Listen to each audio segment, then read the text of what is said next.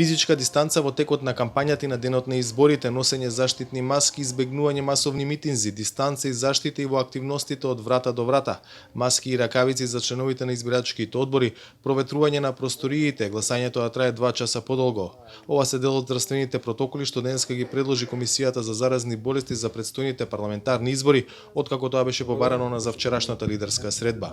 Сите лидери на политички партии на лидерската средба се изјасниле дека здравјето на граѓаните е на прво место и затоа очекувам дека сите партии, нивните членови и учесниците во изборната кампања и изборниот процес овој протокол ќе го почитуваат. За другиот заклучок од лидерската средба, Државната изборна комисија да ги каже роковите што и се потребни за организирање на изборите.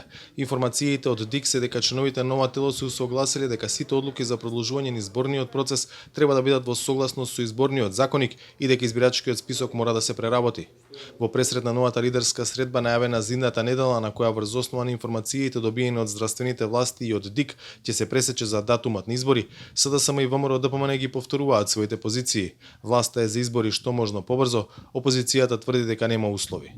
Предвремените парламентарни избори, кои веќе се распишани и еднаш заради пандемијата одложени, треба да се одржат во првиот можен термин. Мицковски и ВМРО ДПМН бегаат од избори и се плашат од соочувањето со граѓаните.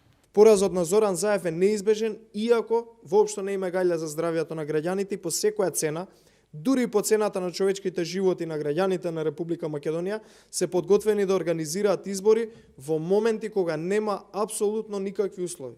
Комисијата за заразни болести денеска предложи продолжување на водрената состојба која истекува в сабота. За ова прашање утре ќе заседава Советот за национална безбедност.